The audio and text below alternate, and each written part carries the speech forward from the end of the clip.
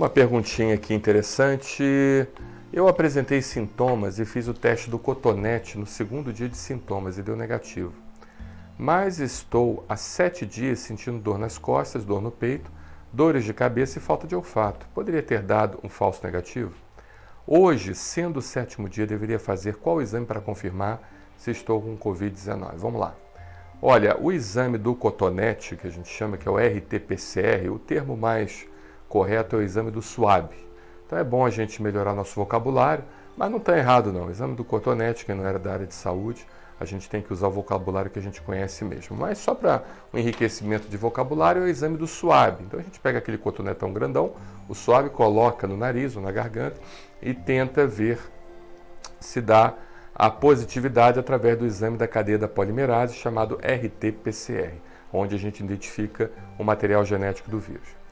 Muito bem, existe sim a chance de dar um falso negativo, principalmente se a carga viral for pequena. Vários testes estão sendo desenvolvidos no mundo para tentar substituir o RT-PCR. Até então é o padrão ouro para o diagnóstico, para nós sabermos se o vírus está presente ou não no organismo. Ele é o padrão ouro. Ele é aquele que realmente nos mostra por enquanto, mas existe realmente a chance de dar falso negativo, principalmente se a viremia for pequena, se o quantitativo de vírus for pequeno.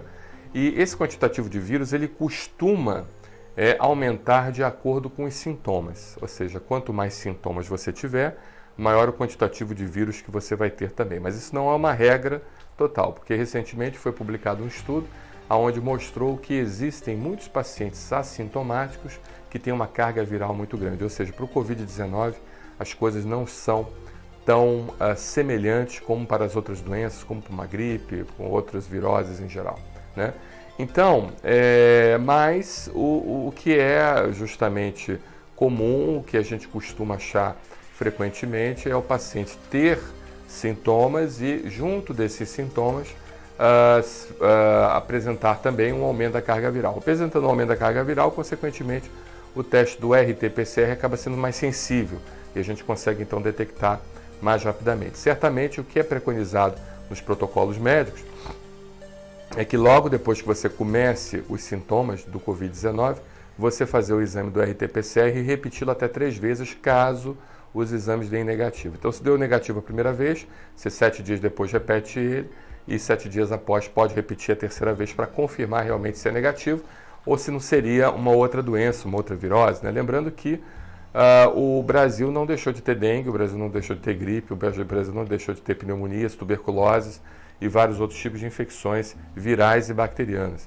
Então, é importante fazer o diagnóstico do Covid? Sim, é muito importante, mas temos que atentar a isso. Certamente é válido você repetir esse exame e também 7 a 10 dias após o início dos sintomas, fazer a sorologia, ou seja, a dosagem dos anticorpos da classe IgM e IgG, porque o linfócito B ele começa a produzir os anticorpos da classe IgM, eles se tornam detectáveis, né, a partir do 7º ao 10º dia, que é o período que a gente chama de janela imunológica, ou seja, o 7º ou 10º dia após o início dos sintomas é que a gente vai ter o início da produção dos anticorpos e dentre eles começa-se a produzir um anticorpo da classe IgM, que é aquele anticorpo que de certa forma inicia o processo humoral, o processo de proteção por anticorpos contra as infecções e depois, a partir do 21º dia, depois do início das infecções, não depois do início dos sintomas, nós temos então a produção do anticorpo bloqueador da classe IgG. Só compartilhando uma informação bem interessante é que nós, por acaso, o Brasil Sem Alergia faz parte de um grupo de estudos internacionais onde a gente está pesquisando a evolução, o desenvolvimento de uma técnica de detecção do vírus que consegue fazer o diagnóstico horas após o contágio, ou seja, 12 a 24 horas após o contágio, não após os sintomas, após o contágio, a gente já teria uma carga viral suficiente que esse método conseguiria então fazer o diagnóstico, detectar esse vírus e dar a positividade. E o mais interessante é que não vai precisar fazer através do exame do SWAB, do cotonetão. A gente vai fazer através da saliva, tá? Então estamos em pleno desenvolvimento dessa pesquisa. As instituições nacionais eu não tenho autorização de falar, mas as internacionais eu tenho. A instituição é aquela instituição que eu faço parte do grupo de pesquisa da Universidade de Laval, no Canadá, no Quebec, e comandada pelo professor Jacques Tremblay. Mas quando o artigo, o paper for publicado, certamente eu vou falar muito sobre essa técnica, e essa técnica ela vai revolucionar a forma como nós fazemos o diagnóstico de Covid-19. Ela não é inédita, nosso grupo não está fazendo nada inédito. O que seria inédito no nosso grupo é justamente a detecção do Covid-19 pela saliva, né? Que é algo que a gente está desenvolvendo bem. Mas a técnica em si já é feita, já tem autorização pelo FDA dos Estados Unidos, que é o órgão regulamentador de comida e medicamentos, e ela já foi autorizada em caráter emergencial, mas para ser feita através dessa forma, pela coleta do swab. E nós estamos desenvolvendo junto com os canadenses justamente a coleta através da saliva, onde você vai conseguir numa farmácia, através de um teste de farmácia simples, onde você pode até mesmo comprar em casa. Você coloca a saliva dentro de um tubo, mexe, depois você passa para outro tubo aquele conteúdo e ali então você teria o resultado positivo ou negativo, tá bom?